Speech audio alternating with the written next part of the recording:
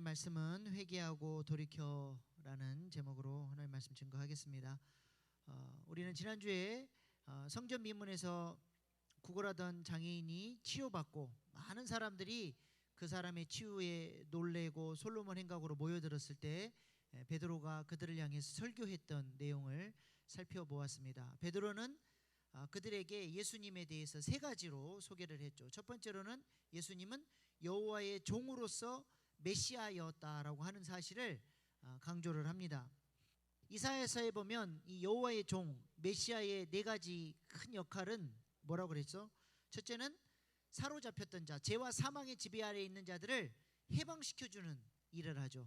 또한 두 번째로 구원의 은혜를 땅끝까지, 이방 땅에까지 구원의 은혜를 전파하고, 세 번째로는 의롭고 바른 삶이 무엇인지를 가르쳐주고, 네 번째로는 이러한 은혜를 누릴 수 있도록 대속제물로 고난받는 종으로 십자가에 죽으시는 역할을 이 여호와의 종이 한다 말씀을 드렸습니다. 그래서 많은 사람들이 이 죄와 사망의 지배 아래서 고통당하던 성전 미문에 앉은 그 장애인, 못 걷는 그 사람이 치유된 것에 대해서 깜짝 놀라며 베드로와 요한을 집중할 때 베드로와 요한이 왜 우리를 주목해서 보냐, 내가 한 게 아니라 누가 했다?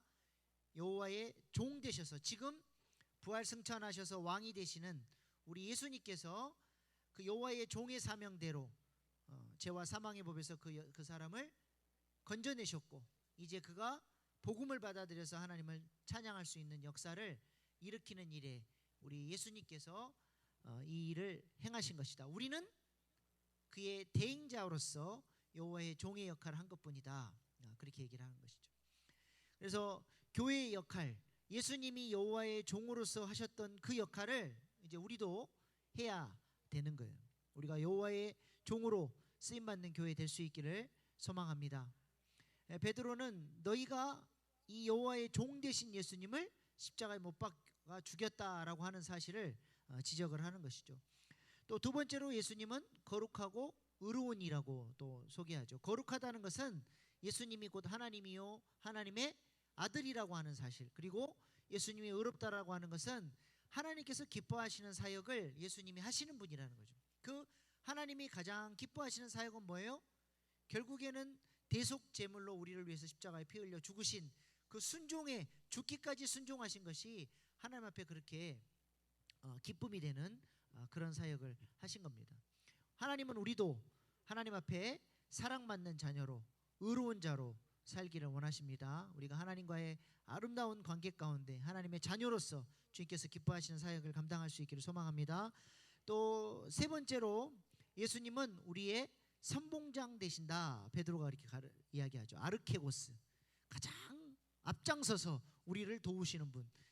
어느 누구도 사망을 지배한 사람이 없는데 예수님이 선봉장 되셔서 죄와 사망을 깨트리고 십자가에 죽으시고 부활 승천하셔서 지금도 통치하고 계심을 베드로가 설교했습니다.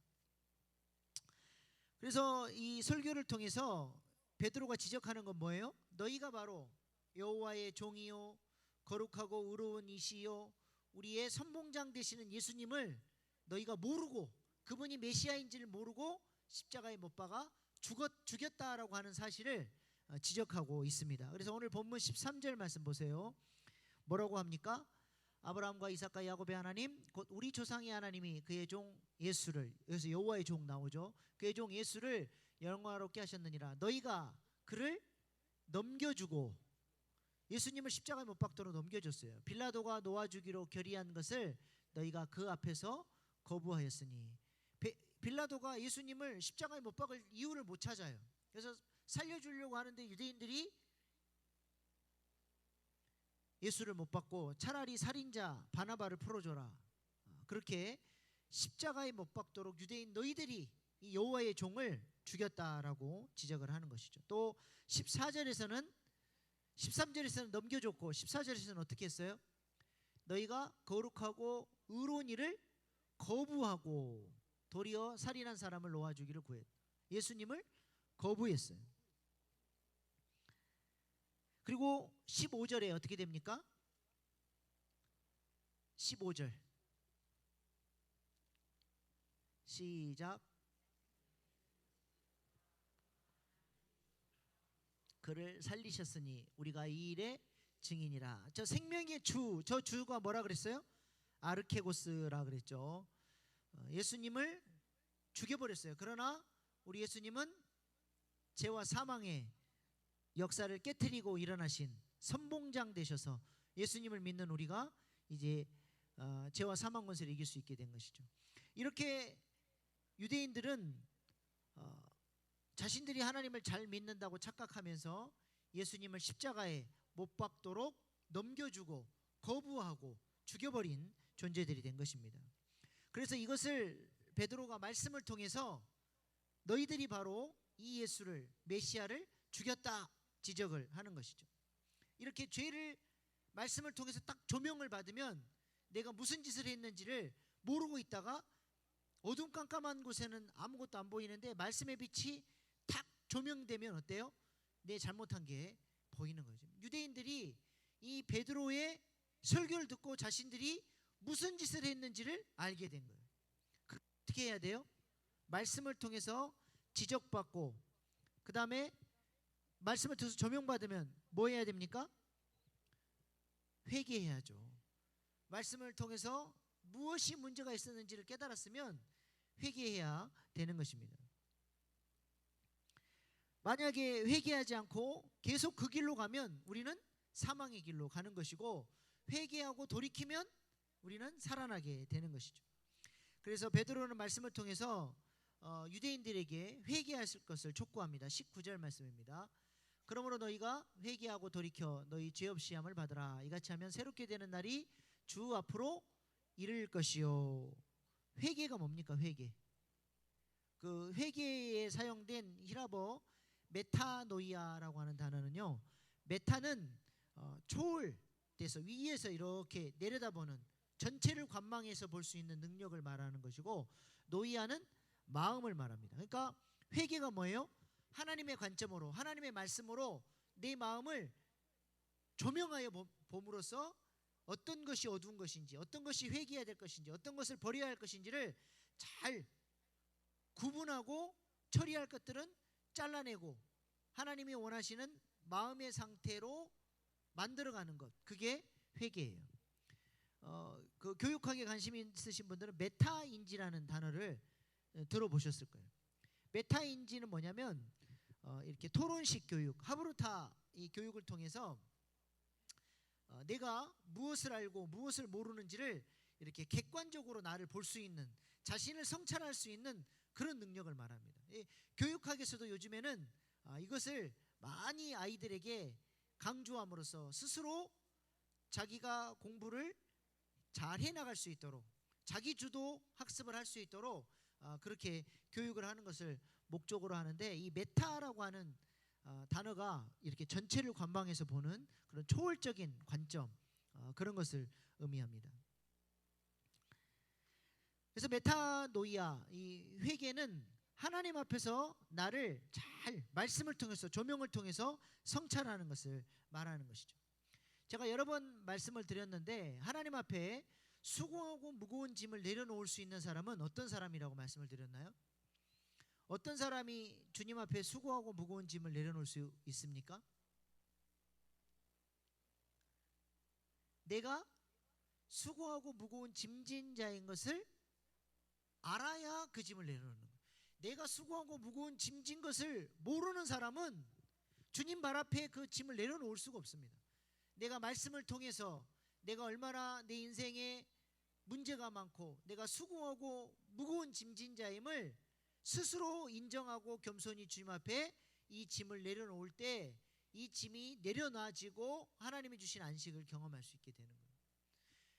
회개는 말씀을 통해서 조명받아야 내가 이런 수고하고 무거운 짐을 지고 있는 존재고 하나님이 주신 안식을 못 누리고 있구나, 이것을 깨달은 사람이 하나님 앞에 진정한 회개를 할 수 있게 되는 것입니다. 그래서 회개는 단순히 어떤 죄에 대한 후회가 아니라 근본적인 마음의 태도와 방향성이 달라지는 것을 의미합니다. 이 메타노이아는 단어 속에는 어떤 의미가 담겨 있냐면요. 여러분들 그 인터넷으로 이렇게 뉴스 같은 거 혹시 보신 적 있는지 모르겠어요. 우리 권사님들 이렇게 뉴스 이렇게 스마트폰이나 뭐 이런 거 보면 이렇게 딱 클릭하면 그 뉴스가 보이잖아요. 나는 그래서 뉴스를 보려고 어떤 사이트에 들어갔는데 그 옆에 막 깜빡깜빡하면서 오늘 마감, 특가, 세일 막 이러면 어때요? 나는 원래 뉴스를 보려고 했는데 그거를 클릭하게 되잖아요.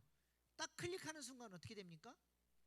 완전히 다른 페이지로, 내가 지금 봤던 뉴스 페이지와는 상관없는 완전히 다른 차원으로 탁 넘어가 버리는, 메타노이아라는 단어 안에 그런 의미가 담겨 있는, 우리의 마음이 옛날에는 세상을 향해 있고 죄를 사랑하고 그렇게 하나님이 원하시는 마음의 방향성을 안 갖고 있었는데 말씀을 통해서 조명받고 회개하게 되면 내 마음이 완전히 다른 방향성과 경향성을 가진 상태로 변화되는 것, 이게 회개의 의미예요. 그래서 저번에 말씀 나눴던 것처럼 죄를 지었던 여자가 주님을 만나고 회개하고 그 인생의 방향성이 딱 달라지고 나니까 마음이 완전히 새로워지니까 어떻게 됐어요? 그 여자가 평생 자신의 생애를 바꿔보기 위해서 모아놨던 향유 옥합을 깨트려서 주님을 섬기는 일에 그것을 아낌없이 드릴 수 있는 마음의 상태가 되는 거예요. 예전에는 한 번도 그런 것을 생각해 볼 수 없었던 그 여자의 마음이 은혜가 들어오고 말씀이 들어오고 회개가 되어지고 마음이 변화되니까 완전히 새로운 삶의 경향성을 가지고 이전에 한 번도 살아보지 못했던 그런 헌신과 섬김이, 주님을 향한 열매들이 나오게 된다는 거예요. 베드로가 지금 유대인들에게 이것을 요구하고 있는 거예요. 너희가 메시아를 십자가에 못 박아 죽였다. 이제는 회개하고 돌이켜서 그 예수를 왕으로, 주님으로 모시는 완전히 새로운 마음을 가져야 함을 그들에게 설교하고 있는 것입니다. 베드로는 회개를 어떻게 하라고 얘기합니까? 19절에 보니까 그래서 돌이켜, 회개하고 돌이켜. 회개는 뭐라고요? 내가 이쪽으로 걸어가고 있는데 잘못된 길을 가고 있는 것을 알았어요. 그러면 회개는 뭐예요? 돌아가서 다시 하나님이 원하시는 삶의 방향성으로 돌이키는 것, 이게 회개입니다. 탕자가 모든 재산 다 잃어버리고 돼지 먹는 쥐업 열매조차도 못 먹고 배가 골아가지고 자신의 이 잘못을 깊이 후회하죠. 그러면서 자신의 비참함을 바라보며 누가 생각이 났어요? 풍요로우신 아버지가 생각이 났어요. 우리 아버지 집에서는 종들도 배불리 먹는데 그 아버지 집이 그리운 거죠. 그래서 자신의 삶을 깊이 후회했습니다. 근데 만약에 탕자가 그렇게 아버지 집을 그리워하고 후회하는 것으로 끝내버렸으면 탕자는 절대로 변화될 수가 없습니다. 근데 탕자가 가장 잘한 일이 뭐예요? 자신의 삶을 후회했을 뿐만 아니라 아버지의 그 풍요로움을 기억하고 돌이켜서 어디로 갔어요? 아버지 집으로 돌아갔다는 게 중요한 거예요. 그 돌아가니까 잃어버렸던 자녀의 권세를 회복할 수 있게 되는 은혜를 누리게 된 것입니다. 그래서 베드로는 설교를 통해서 유대인들에게 형제들아, 우리가 어찌할꼬 그렇게만 하지 말고 후회만 하지 말고 회개하고 돌이켜서 왕 되신 하나님의 통치를 받으라, 주님께로 회개하고 돌아오라 요청을 하고 있는 것입니다. 이렇게 회개하고 돌이키면 어떤 은혜를 누리게 돼요? 19절 말씀 다시 보십시오. 어떻게 됩니까? 회개하고 돌이키면 죄 없이 함을 받게 되는 거예요. 회개하고 돌아오니까, 탕자가 그렇게 돌아오니까 그 사랑의 아버지가 아들이 돌아오기를 기다리고 또 기다리다 아직도 거리가 먼데, 탕자가 아버지를 먼저 발견했어요? 아버지가 탕자를 먼저 발견했어요? 아버지가 탕자를 먼저 발견하고 달려가서 끌어안고 입을 맞추고 잘 돌아왔다고 아버지가 탕자를 받아주는 거예요. 우리가 회개하고 돌이키려고 하면 하나님의 용서는 우리의 회개보다 더 빨라요. 두 팔 벌리고 기다리고 계시는 거예요. 그 고귀한 아버지, 그 지체 높으신 거룩하신 아버지가 그 냄새나고 꾀지지하고 끌어안기에는 너무 부담스러운 그 아들을 그렇게 사랑으로 끌어안아줬잖아요. 저는 이 장면을 볼 때마다 생각나는 게 있어요. 저희 아버지가 제가 고등학교 때 애양원에서 목회했잖아요. 나환자들은 다 돼지 키우고 다 키우고 삽니다. 제 그 동네에 그 제 또래 친구 중에 한 친구가 조금 지적 능력이 떨어진 친구가 있어요. 근데 얼마나 성실한지 아버지가 너 돼지 우리 가가지고 돼지 치워라 그러면 하루 종일 쉬지도 않고 돼지 똥 치우고 돼지들을 돌봐요. 그러니까 그 몸에 냄새가 어떡할 것 같아요? 아주 돼지 냄새가 아주 그냥 임박해 있어요. 가까이 오면 돼지인지 사람인지 구분이 안 될 정도로 냄새가 지독해요. 그러니까 땀 쩔어 있지, 돼지 냄새, 돼지 그 분변 냄새가 완전히 찌들어 있으니까 가까이 하기엔 너무 먼 당신이에요. 근데 교회만 가면 그 친구가 저를 또 너무 좋아해. 부담스럽게. 그래서 저만 보면 팔을 벌리고 깡민아 달려와가지고 막 끌어안는데 제가 진짜 부담스러워서 얼마나 힘들었는지 몰라요. 그래서 아무도 안 볼 때 그냥 배를 꽉 꼬집고 다시는 나 앉지 마라 막 그러고 했는데도 이 친구가 저를 그렇게 제가 못 살게 굴어도 제가 그렇게 좋다는 거예요. 근데 제가 한 몇 년 전에 거의 20년 거의 세월이 20년 세월이 지났죠. 제가 그 동네를 떠난 지가 우연히 그 손영훈 목사님 기념관 갔다가 제가 그 예전에 고등학교 때 지냈던 데기 때문에 제가 동네를 들어갔어요. 근데 그 동네 마을 회관에서 이 친구를 탁 마주친 거예요. 근데 죄송한데 저는 그 친구 이름을 잊어버렸어요. 얼굴은 아는데 이름이 기억이 안 나. 근데 그 친구가 저를 이렇게 보더니 걔가 나를 알아볼까? 이제 나는 알아보고 제가 나를 알아볼까 기대하는 마음으로 이렇게 쳐다봤더니 그 친구가 어떤지 아세요? 강민이? 그러면서 달려와가지고 나를 끌어안는데 와, 나는 깜짝 놀랐어요. 누가 바본지를 모르겠어요. 나는 잊어버렸는데 그 친구는 저를 안 잊어버렸어요. 와, 아무튼 이 아버지가 그 냄새나고 추하고 더러운 그 아들이 돌이키고 돌아오니까 어때요? 사랑으로 끌어안아줘. 그리고 그 누더기 옷을 벗기고 새 옷을 입히고 인장 반지를 끼고 권세를 띠는 아들의 권세. 그리고 큰 잔치를 베풀어 모두가 함께 즐거워하는 그 잔치를 베풀어 준 줄로 믿습니다. 오늘 본문에 죄 없이 하다, 이 히라보는 엑살레이포라고 하는 단어를 쓰는데요. 무슨 뜻이냐면 말소, 완벽한 제거, 그러니까 노예 해방 증서와 같은 거예요. 죄 없이 함을 받으라. 우리가 죄와 사망의 지배 아래 있었는데 그 지배 아래서 죄를 짓고 하나님을 대적하며 살았는데 주님께로 회개하고 돌이키면 그 모든 죄의 증서, 죄의 종노릇했던 노예의 증서들이 찢어져 버리고 이제는 더 이상 죄의 종노릇하는 존재가 아니라 의롭고 거룩하고 하나님의 자녀의 권세를 누리는 존귀한 자로 하나님이 우리를 세워 주신다는 겁니다. 이것이 회개의 능력이죠. 그러면 마지막으로 어떤 역사가 일어납니까? 19절 시작. 새롭게 되는 날이 주 앞으로부터 이를 것이요. 회개하고 돌이켜서 우리의 모든 죄악의 증서들이 노예 증서가 찢어지면 말소되면 우리는 이제부터 어떻게 살아요? 새롭게 되는 날을 누린다는 거예요. 저기서의 저 날이 그 유명한 카이로스라고 하는 단어를 씁니다. 히라보는 두 가지 시간 개념이 있죠. 크로노스는 24시간 흘러가는 시간이라면 카이로스는 하나님과 의미 있는 시간, 하나님이 계수하시고 기뻐하시는 시간. 우리가 지금 40일간 기도 행진을 통해서 6억이 넘는 기도 헌금을 드렸잖아요. 그 시간이 하나님 앞에 카이로스의 시간, 하나님이 계수하시는 시간이고 영원토록 하나님이 기억하시고 칭찬해 주실 상급의 시간이 되는 거예요. 우리는 크로노스의 시간을 살아가면서 얼마나 하나님과 관계를 맺고 주님이 기뻐하시는 사명을 감당하며 카이로스의 시간을 살아내느냐, 그게 중요한 거예요.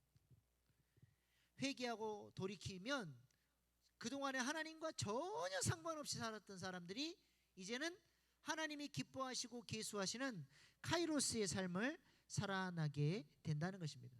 간절한 소망은 우리 모두가 이렇게 하나님과 의미 있는 시간, 새롭게 되는 날을 날마다 경험하며 살아갈 수 있기를 소망합니다.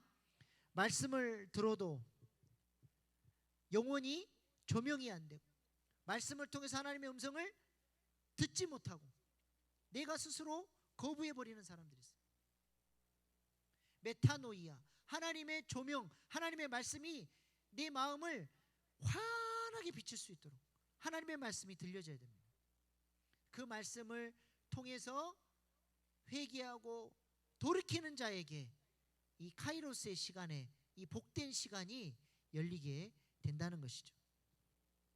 그래서 우리가 끊임없이 하나님의 말씀을 통해 조명받고 그동안 살아왔던 삶의 모습들 속에서 깨트려야 될 것들 깨트리고 돌이켜서 성령의 감동을 따라 살아가는 그런 카이로스의 복된 삶을 살아갈 수 있기를 소망합니다. 이런 사람이 신앙이 성숙한 사람이에요. 하나님이 계속 말씀하셔도 듣지도 못하고 보지도 못하고 하나님이 왜 나를 부르셨는지도 알지도 못하고 20년 전이나 30년 전이나 똑같아. 신앙생활에 변화가 없어요. 그런 신앙생활 말고 하나님이 감동 주시면 말씀의 빛을 통해서 조명받고 그 세미한 하나님의 음성을 딱 붙잡아서 하나님 제가 이렇게 살겠습니다. 그것을 붙들고 기도하고 그렇게 살아보려고 애를 쓰는 사람, 카이로스의 복이 열리는 거예요. 그 가트맨이라고, 존 가트맨이라고 부부 상담 이론가가 있어요.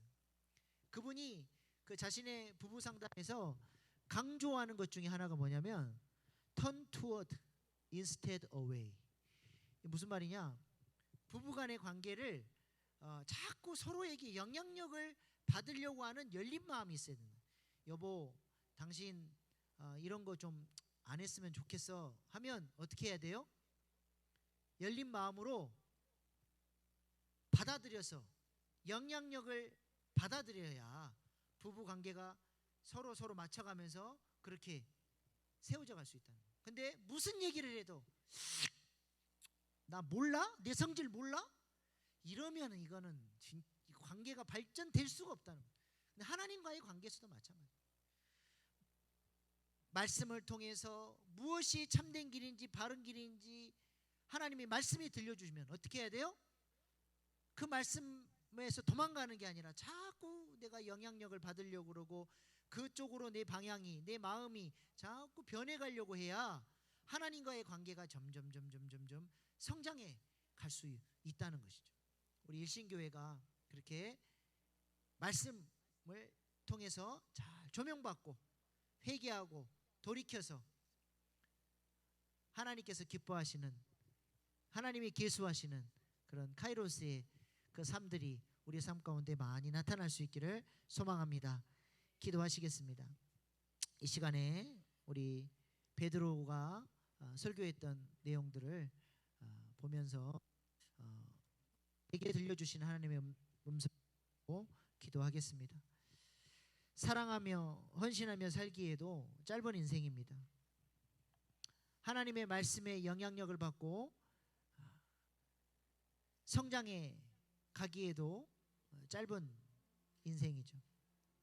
하나님, 우리가 싸우고 욕심부리고 고집 피우고 교만하게 살아가는 인생이 아니라 주님 앞에 말씀을 통해 자꾸 깨트려지고 회개하고 돌이켜서 정말 의미 있고 가치 있는 새롭게 하는 날을 우리도 경험하며 살아가는 복되고 아름다운 생애 되어지게 하여 주시고 우리 교회 안에도 이렇게 새롭게 하는 역사, 하나님께서 아름답게 쓰시는 카이로스의 시간의 역사가 우리 교회 가운데도 놀랍게 나타나게 하여 주시옵소서. 이 시간 주신 말씀 붙들고 우리 주여 세 번 부르며 결단의 기도로 나아가시겠습니다. 주여, 주여,